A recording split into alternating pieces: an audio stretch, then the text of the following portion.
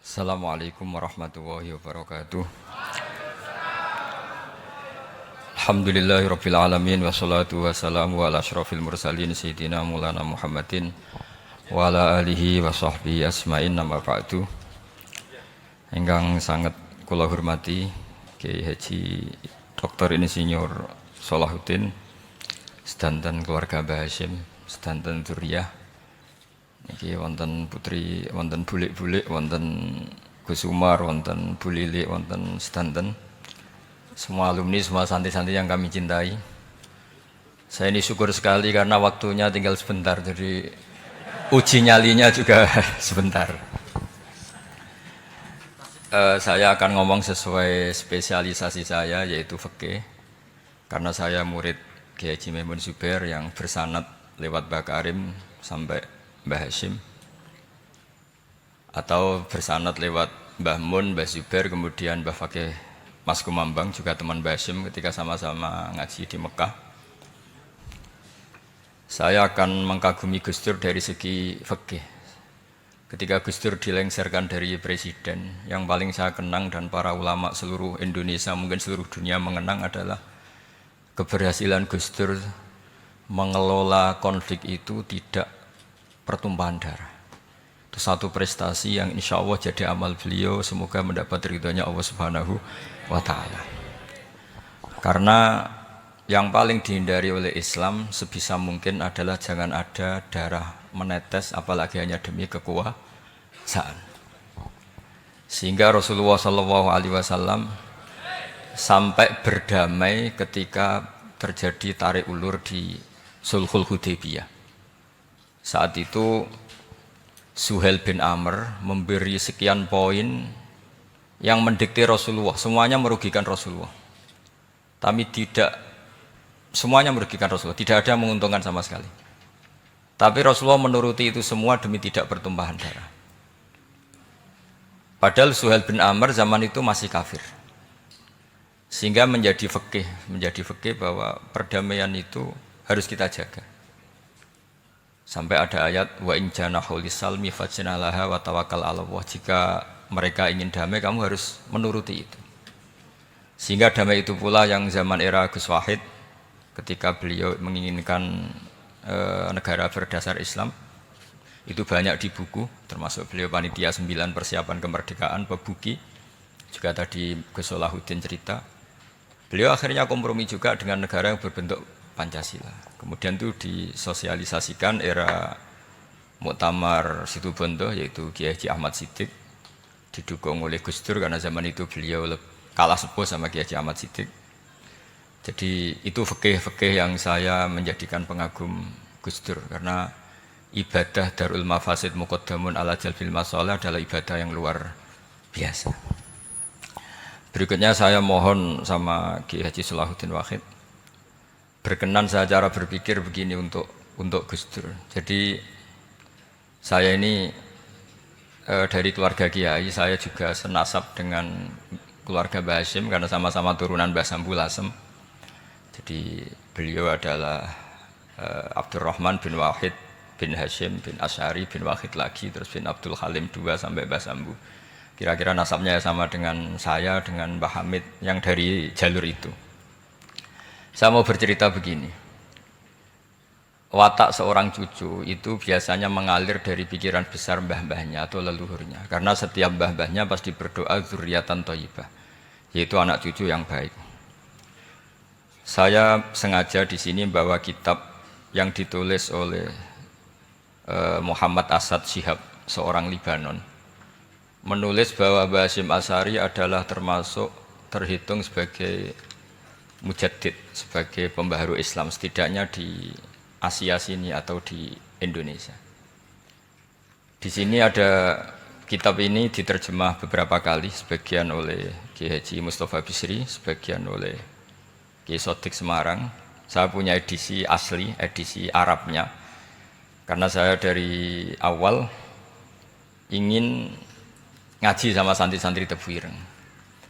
Karena buyut-buyut saya itu termasuk gurunya Mbah Soleh Darat. Jadi buyut saya yang di Kudus, Pondok Damaran itu dulu Mbah Soleh Darat pernah ngaji di situ. Dan Mbah Hasyim kecil pernah ngaji sama Mbah Soleh Darat. Dan tentu biasa itu dalam ilmu sanad. Guru-guru saya indukannya di Mbah Hasyim juga pernah ngaji beberapa ulama di Pantura. Dan saya pastikan di antara perilaku atau manhaj Mbah Hasyim adalah, ini saya baca, guru-guru beliau kemudian ada perilaku yang persis ditiru Gus Dur. Jadi itu bukan sekedar bukan sekedar mitos atau kebetulan, beliau punya pilihan-pilihan yang dipilih sampai akhir hayatnya. Di sini ada cerita proses Mbah Hasyim ngaji, kemudian pernah ada seorang Jerman mau belajar Islam sama Mbah Hasyim, kemudian ditemui beliau dengan sangat hangat. Ketika sudah mengenal Islam secara detail, ya saya ulang lagi, ketika sudah mengenal Islam secara detail, beliau ngendikan, kamu jangan tergesa-gesa, kata beliau, kamu harus menerima Islam ini secara al-bayyinah, secara argumentatif, secara logika yang benar, jangan karena terpaksa. Itu pula yang akhirnya Mbah Hasyim mendorong khurriyatul fikri, orang itu harus merdeka dalam berpikir. Itu pula yang mengilhami Rasulullah SAW ketika Sulhul Hudaybiyah. Orang kafir yang masuk Islam harus dikembalikan ke habitat kafir, karena itu habitat asli, karena rata-rata dulu suku Mekah zaman itu kafir semua. Tapi yang orang Islam masuk kafir harus dibiarkan karena dianggap kembali ke habitat. Tentu semua perjanjian itu merugikan Rasulullah SAW. Tapi yang unik, Rasulullah itu menerima itu semua. Kata Rasulullah, sudah perjanjian itu kita terima saja. Akhirnya perjanjian itu diterima. Kemudian tapi Nabi hanya minta satu hal. Orang kafir Quraisy tidak boleh melarang orang diskusi Islam. Akhirnya mereka diskusi tentang Tuhan, tentang agama, tentang macam-macam. Sehingga mereka akhirnya membandingkan, enaknya punya Tuhan batu sama Tuhan yang disebut Muhammad. Tentu mereka masih jangkar pakai nama Muhammad. Mereka diskusi. Kalau kita punya Tuhan berhala, efeknya begini-begini. Kalau Tuhan kita banyak, efeknya gini-gini. Diskusi. Yatafawaduna fil hadis. Mereka diskusi secara terbuka. Terus fama ahadun ya'qilu syai'an illa dakhala fihi. Kemudian seseorang yang berpikir secara benar, yang mengenali Islam, pasti akan masuk Islam. Sehingga karena mereka diskusi bebas tanpa tekanan, akhirnya mereka memilih Islam. Dan setelah mereka Islam, mereka akhirnya ikrar Islam sama ikrar, ya cara sekarang ikrar, kemudian menjadi Muslim. Dan otomatis perjanjian itu dibatalkan. Makanya kata Imam Zuhri, guru Imam Malik, maka nafathun a'zuma fil Islam min sulhul Hudaybiyah. Enggak ada kemenangan Islam sehebat kemenangan dalam Hudaybiyah, yaitu orang berbebas berpikir. Kemudian kebebasan berpikir ini pasti mengarah ke mengakui yang benar, menanggalkan yang salah. Tentu orang dulu mendewa-dewakan Lata Uzza, pokoknya menuhankan makhluk, menjadi sadar bahwa itu aneh. Kenapa kita harus sembah batu yang dipahat? Kenapa kita harus menyembah makhluk dan sebagainya, dan akhirnya mereka Islam. Tapi dulu kalau suasana perang itu keinginan orang hanya ingin menang kalah. Jadi yang kafir itu hanya ingin menang, pokoknya jangan sampai kalah, nggak pernah berpikir Islam itu apa. Di mana-mana perang itu ya pikirannya menang kalah. Tapi setelah nggak ada perang, meskipun segala perjanjiannya merugikan Islam, orang akan berpikir secara objektif. Makanya fama ahadun ya'qilu syai'an illa dakhala fihi. Tidak ada seseorang yang berpikir tentang Islam kecuali akhirnya masuk Islam.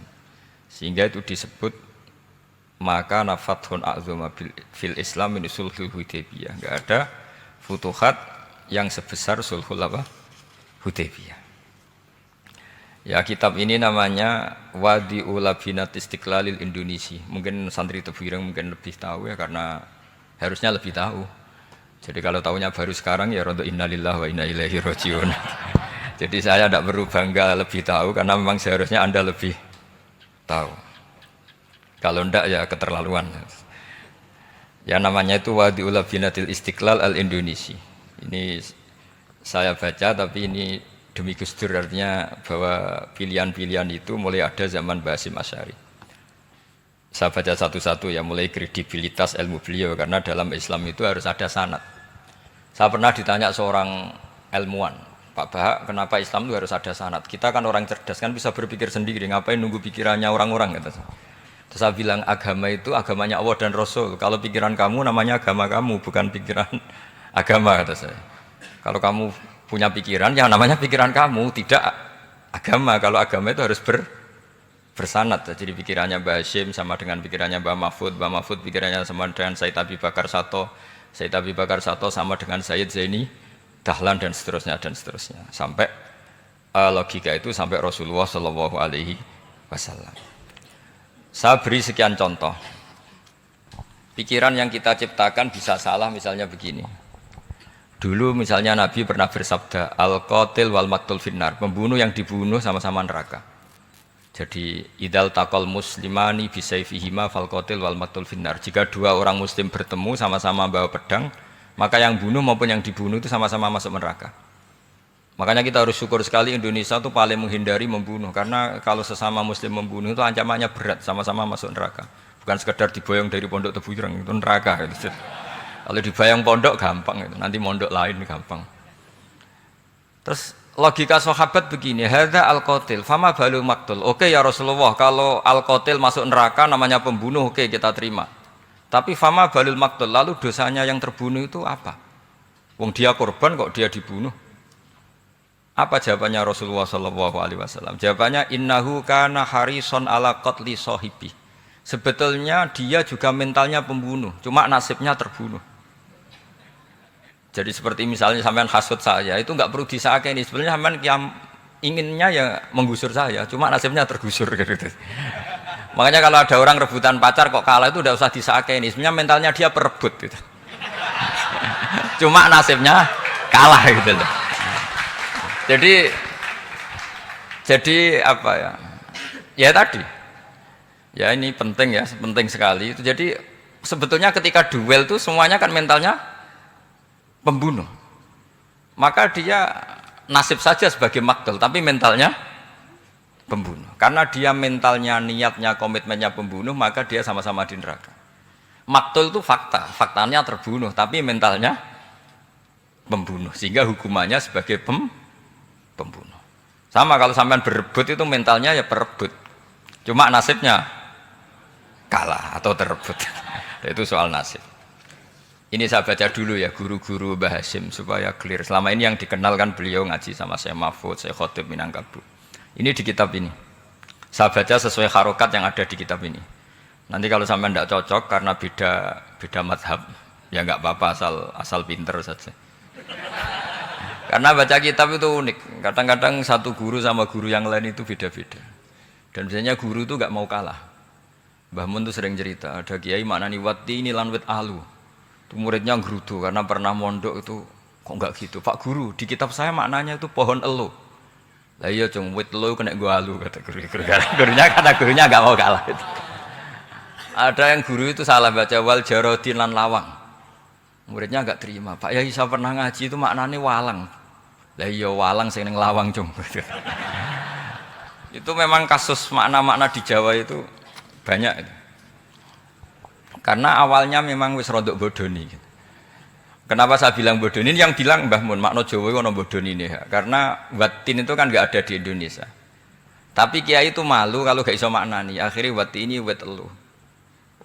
Tanyakan orang pakar ahli Jawa, ya tidak tahu lo itu apa.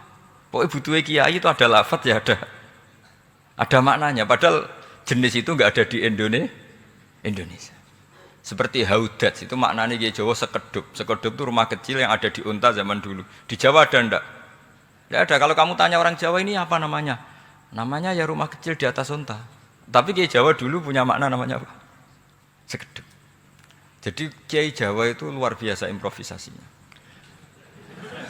Ya rodok bodoni itu. Lah yang sering bodoni itu bab halal haram, tapi bodoni apik. Yang tidak semua bodoni itu buruk, kadang wajib. Betul ya? Ini sama tergesola. Ini karena keahlian fikih saya juga barokahnya Mbah Hasyim Asy'ari supaya beliau senang. Beliau senang karena para nabi, para wali, para ulama itu tidak meninggal. Tadi kalau Mbak Anita bilang wafat itu kalau dalam bahasa Arab wafa yafi wafaan itu maknanya nuhoni. Nuhoni itu sudah memenuhi. Jadi sebenarnya memang nggak pernah ada orang mati itu. Jadi kita punya jatah umur, jatah rezeki sudah terpenuhi semua. Namanya wafat dari kata wafa yafi wafaan. Sesuatunya sudah penuh maka diambil. Kalau roh sendiri nggak pernah meninggal. Ya roh sendiri kalau Mbak Anita bilang kita memperingati kehidupan Gus Dur ya memang hidup karena tadi nggak ada siapapun bilang orang itu mati. Orang mati itu adalah jasad, rohnya diambil dari jasad. Lah roh sendiri ini nggak pernah berstatus mati karena makanya orang Jawa semua sepakat. Wong mati ku piye sing nyawane dijabut. Jasadnya mati, nyawanya diambil. Kemudian nyawa ini yang mengalami dapat nikmat maupun dapat azab. Sehingga keyakinan ahli sunnah wal jamaah ini perlu didoakan karena menghadapi Allah butuh topangan doa dan doa itu nggak pernah salah karena otoritas doa itu milik Allah Subhanahu wa Ta'ala. Tidak bisa kamu nyemprit Allah ini sudah akhirat loh, amal nggak ada gunanya loh, tidak bisa. Allah tetap zat yang bisa mengabulkan doa siapa saja. Sehingga ahli sunnah berpendapat doa itu yanfa'ul mayyit, doa itu manfaat untuk mayyit. Sehingga Basim Asy'ari ngarang secara spesifik risalah an ahli sunnah wal jamaah. Di antara yang paling pokok adalah ad-du'a yanfa'ul mayyit, bahwa doa itu manfaat pada mayyit. Ini saya hitung ya guru-gurunya Mbah Hasyim. Darus Salhat Muhammad Hasyim Asy'ari ini karangannya Asad Syihab, orang Libanon. Buku ini selesai tahun 72. Beliau lama sekali ikut ngaji di sini sama Mbah Hasyim. Tapi sebagai peneliti, beliau ke sini sudah alim. Ndak terus masih ngapalkan alif bata itu ndak, itu masih sudah alim. Darus Salhat Muhammad Hasyim Asy'ari fil Haramil Makki Syarif fi Makkah Al-Mukarramah alaihi ulama. Seterusnya beliau hitung ya. Amsalus Syekh Ahmad Amin Al-Attar wa Sayyid Sultan bin Hasyim wa Sayyid Ahmad Zawawi. Ya dihitung ya sudah berapa itu. Tapi beliau ke sana sudah alim loh, jangan sampean kira kalau sampean ke sana itu jadi TKI repot nanti itu. Itu kata Mbah Mun kalau ada orang mau mondok Mekah, apa mondok Mekah wis alim dereng. Kersane pinter bahasa Arab, bakul es neng Arab pinter bahasa Arab kata. Jadi kalau beliau kalau sama orang belum alim mondok di Mekah itu agak duka beliau. Ya, Syekh Ahmad Amin Al-Attar, wa Sayyid Sultan bin Hasyim, wa Sayyid Ahmad Zawawi, wa Syekh Ibrahim Arab, wa Sayyid Ahmad bin Hasan Al-Attar, wa Syekh Said Al-Yamani. Ini yang gurunya Mbah Zubair juga, guru-gurunya keluarga sarang. Wa Sayyid Husain Al-Habsyi. Ini mbah-mbahnya keluarga Habib Anis Solo. Jadi ya pokoknya keluarga besar Solo karena kita tahu Habib Anis itu bin Alwi bin Ali yang punya simtud Duror bin Muhammad bin Husain. Alladzi tawalla mansibal iftah hatta wafatul maniyah wa Sayyid Bakar Sato. Ini yang ngarang Anatul Thalibin. Wa Syekh Rahmatullah wa Sayyid Alawi bin Ahmad As-Segaf. Ini yang ngarang Tarsihul Mustafidin. Kita tahu sarah i'anah paling terkenal adalah dua, I'anatul Thalibin dan Tarsihul Mustafidin. Itu dikarang oleh Alawi bin Ahmad As-Segaf. Terus wa Sayyid Abbas Al-Maliki, itu banyak Sayyid Muhammad. Karena kita tahu Sayyid Muhammad adalah Muhammad bin Alawi bin Abbas ya, Muhammad bin Alawi bin Abbas. Itu juga gurunya Mbah Hasyim. Wa Sayyid Abdul Az-Zawawi wa Syekh Saleh Bafadl wa Syekh Sultan Hasyim Daghestani. Jadi selain guru-guru di Indonesia termasuk Mbah Mahfud Termas, Syekh Khotib Al-Minangkabau, beliau punya guru-guru itu yang saya sebut. Lalu barokahnya guru-guru itu ya, barokahnya guru-guru itu Mbah Hasyim berpikir seperti itu, dan berpikir seperti itu yang mengilhami Gus Wahid, kemudian Gus Wahid mengilhami Gus Dur. Kenapa saya cerita ini? Supaya kamu tahu bahwa pikiran-pikiran besar Gus Dur itu ada sanadnya. Jangan sampai kamu berpikir Gus Dur cerdas, muka kan delok film lah, terus gue delok film kan ya repot gitu. Jadi makanya ini, karena banyak juga yang cerita Gus Dur sebagai budayawannya, sebagai demokratnya, sebagai pluralisnya. Yang cerita itu kan sudah ada, masa saya disuruh cerita itu lagi? Jadi kalau sampean saya cerita itu lagi kan coro Jawa tahsilul hasil. Jadi ini itu tidak bidang saya. Bidang saya akan melihat Gus Dur sebagai cucu Mbah Hasyim siapa? Asy'ari. Ini saya baca ya. Ini bahasa Jerman tapi sudah diagak-agak Arabkan. Ma'al Muhandis Karel von Schmidt. Ini Mbah Hasyim. Jangan kira yang pernah berkawan ya, bersosialisasi dengan non muslim itu mulai Gus Dur, mulai Mbah Hasyim. Ini Mbah Hasyim ini di halaman 108 kitab tadi Wadi'ul Labinati Istiqlal Al-Indonesia. Kitab ini boleh sampean gasap kok. Nanti setelah ini tak bawa pulang atau sampean gasap nggak apa-apa. Ini santri-santri tefsir nggak apa-apa. Siap ya? Ya nanti bisa dibajak. Lakotkan seterusnya hakon ziyarati ala Muhammad Hasyim wa kana dzalika fi yaum ini 7 Juli tahun 1936. Fi maqorihi Tebu Ireng. Haitsul taqaltu indahu bil muhandis Karel von Smith. Wa kanatil fursa saikhal tahadus ma'ahu tawilan. Terus setelah itu ini ceritanya muallif menangi Mbah Hasyim diskusi sama orang orientalis. Ini kata muallif, wa hadhil uqdatu takunu aqidatan wa hiya uqdatul mustasyrikin fa kullu shay'in ya'ti minal ghurbiyin wal irobiyyin wa Eropa ya'tabirunahu dasisah. Jadi zaman itu Mbah Hasyim itu sering punya tamu dari Eropa, dari barat, dari macam-macam. Sumastatrodal muhandis fa terus sampai nah ini cerita saja betapa Mbah Hasyim itu perkawanannya luas sekali. Terus ini cerita akhirnya orang ini sampai masuk Islam. Ketika masuk Islam, di antara pesannya Mbah Hasyim, saya ulang lagi, di antara pesannya siapa? Mbah Hasyim itu beliau bilang kamu harus dipikir-pikir lagi katanya. Itu kan satu kearifan Mbah Hasyim ini saya baca karena saya takut ditegur ini, saya juga nunggu surat kok tidak datang-datang ini kok supaya cepat selesai.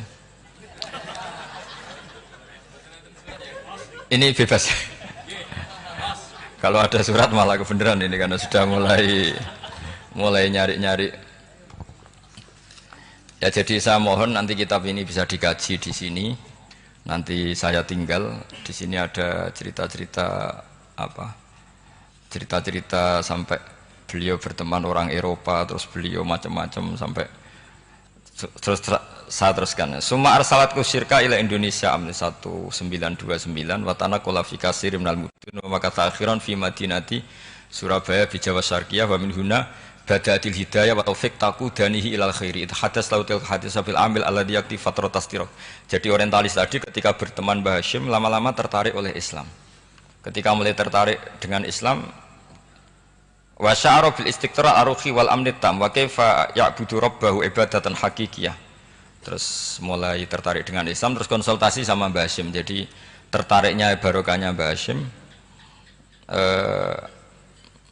Orang ini kemudian wabakiyal muhandis itu insinyur Karel von Smith fi Indonesia hatnan dalatil harbul alamiyah sehingga perang dunia kedua selesai wa indama qawamal Indonesiun didal hukmil al-Hulandi fi harbil istiqlal am wa kana muhandis fi sufil Indonesian dafahu islamuhu liya syarika sak terus.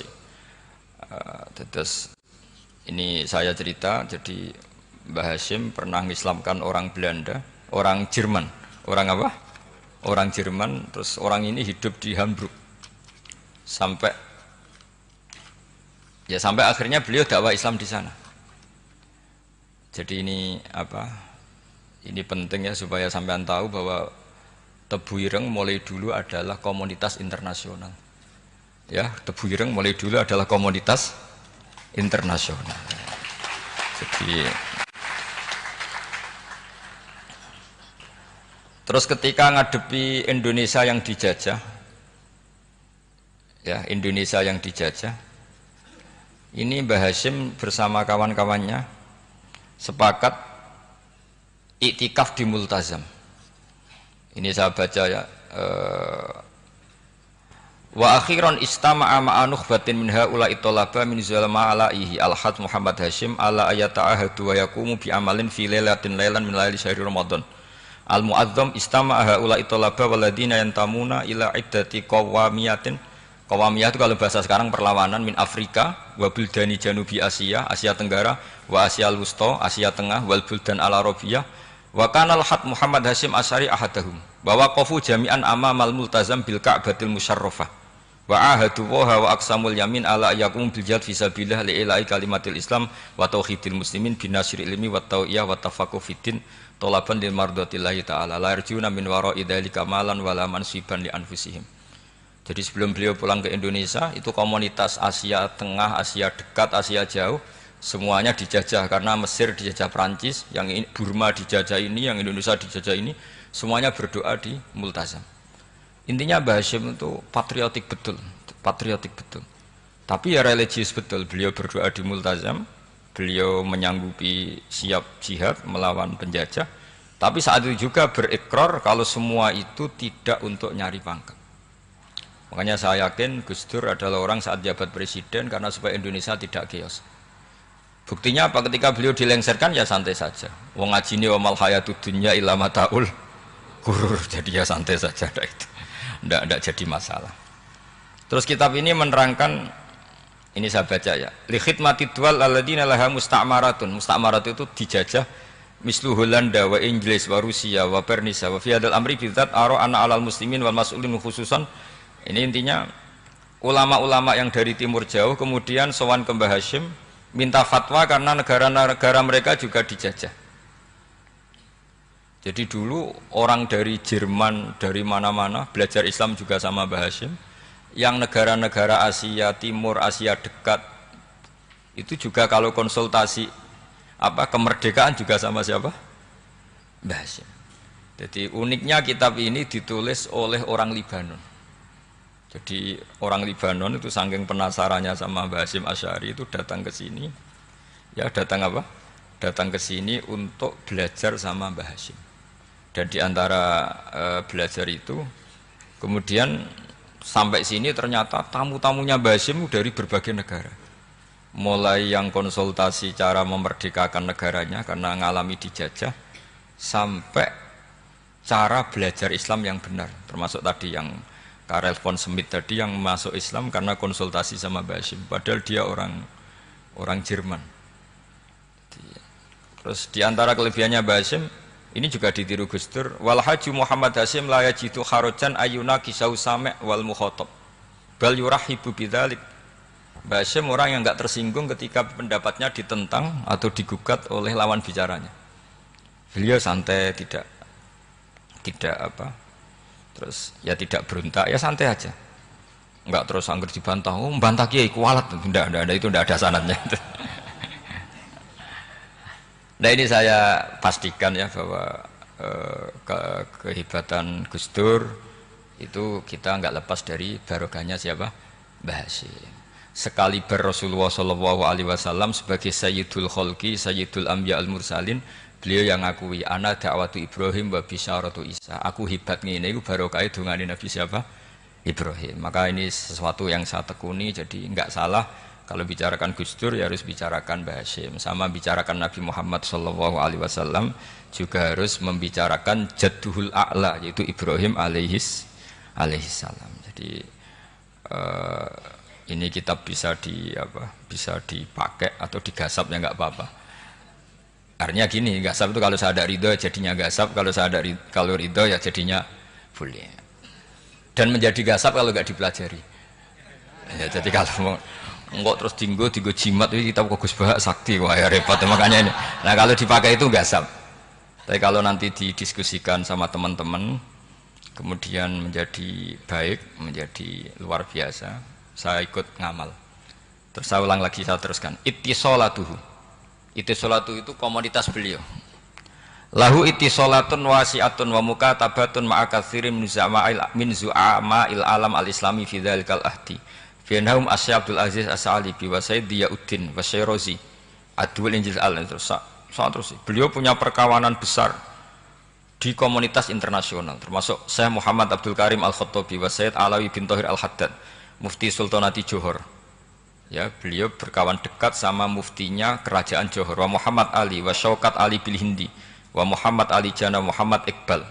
Muhammad Iqbal yang terkenal di India itu, wa Sayyid Hibaduddin Asy-Syahrastani, wa Wazirul Ma'arif Al-Iraqiyah. Beliau berteman sama PM Irak. Jadi kalau Gus Dur dari Mesir belajar di Irak, ternyata dulu mbahnya teman akrabnya Perdana Menteri apa? Irak. Terus banyak Waro'isu Majlis Tamyiz wa Sayyid Al-Alama Muhammad bin Aqil wa Sayyid Muhammad Jadul Maula wa Sayyid Muhammad Surur, saat terusnya itu. Jadi ini nanti saya tinggal termasuk catatan-catatan ini saya mohon ridho dari Gus Solah dari supaya santri-santri sini belajar Mbah Hasyim lebih serius supaya gampang. Kenapa saya katakan harus seperti ini? Dulu Nabi Ibrahim itu diantara anak cucunya itu secara lahir ada yang tidak soleh. Karena anak cucu itu punya otoritas sehingga anak cucu ini yang menstatuskan Nabi Ibrahim. Sampai Allah sendiri yang meluruskan pengklaiman itu, yaitu ada ayat maka anak Ibrahimu Yahudiyah wala Nasranian, karena ada orang yang bernama Yahuda bin Yakub bin Ishak bin Ibrahim. Karena Yahuda punya pola tertentu dalam beragama, terus seakan-akan mbah-mbahnya paling ya begitu. Akhirnya Ibrahim pernah disetatuskan sebagai Yahudi. Sampai Allah sendiri yang ngendikan maka anak Ibrahimu Yahudiyah wala Nasrani. Sampai datang Rasulullah SAW yang memaklumatkan saya juga cucu Ibrahim orisinil. Dan saya pastikan Ibrahim itu bukan Yahudi tapi bapak tauhid. Semenjak itu Ibrahim dipulihkan namanya, bukan Yahudi tapi bapak tauhid. Yaitu diistilahkan Nabi millata abikum Ibrahim, semua tauhid adalah nginduk kepada Nabi siapa? Ibrahim. Nah saya ingin santri-santri Tebu Ireng misalnya nanti suatu saat jadi komunitas internasional, jadi orang keren komunitas internasional, itu bukan karena ingin gaya-gayanan terkenal, tapi ingin niru Mbah Hasyim bahwa itu awal dakwah Anda fil alam. Semua alam ini tentu butuh tauhid, butuh kebenaran, bukan gagah-gagahan sebagai orang populer. Terus persahabatan yang luas, misalnya Anda khusyuk terus kuper, wah ratau kancanan wong hampir jadi wali gini terus kuper. Mungkin Anda tidak akan jadi wali karena sanadnya Mbah Hasyim itu perkenalannya luas. Sementara kamu milih kuper, gak pernah berteman orang, tapi sanadnya sampai Mbah Hasyim itu membingungkan sanad itu. Wong Mbah Hasyim tidak gitu kok kamu nyanatkan begitu. Jadi kalau santri Tebu Ireng mulai sampai neng kamar, terus ngobong dupo, terus menterkenalkan diri jadi wali. Gitu. Nanti tonggo kamu ngira itu produk Mbah Hasyim karena kamu santrinya. Kan dianggap cerminan gurunya sampai Mbah Hasyim. Nah kalau ada yang teman-teman gitu harus dimaklumatkan itu sanad mungkotek bahwa sanad itu tidak benar. Ini kapan ini ditegur? Ini saya sudah mulai menunggu karena ya repot ini kalau kelamaan ini nanti itu. Terus ini khazanahnya Mbah Hasyim. Khazanah itu ya perpustakaan kalau sekarang. Maktabatuhu tu'addu maktabatul khat Muhammad Hasyim Asy'ari min aghnal maktabat likhtiwaiha ala anfasil kutub. Jadi ini kadang harokatnya ya beda dengan bacaan saya, sama nanut bacaan saya saja. Di sini ditulis anfusil kutub. Kalau saya baca anfasil kutub karena maknanya kitab terbaik. Kalau kitab terbaik bacanya bukan anfus tapi apa? Anfas. Ya nanti kamu debat sendirilah sama teman-teman ini bacanya apa. Karena ini kadang harokatan. Kalau kadang harokatan repot, ape bantah itu kadang sungkan mbek sing aran, orang bantah kadang beda. Lah supaya selamat, iki ora saleh mualif, khotote sing goblok biasanya gitu korban. Biasanya gitu kalau untuk menyelamatkan kiai itu, oh ini yang ngetik yang salah. Padahal kadang kiai ini barang ya rontok salah tapi ya sembol. Daripada seudan sama kiai kan mendingan sama pengurus. Ya gitu ya sepakat ya. Jadi ya sudah terus. Ya saya baca. Tu'addu maktabatul khat Muhammad Hasyim Asy'ari min aghnal maktabat likhtiwaiha ala anfasil kutub al-ilmiyah al-islamiyah.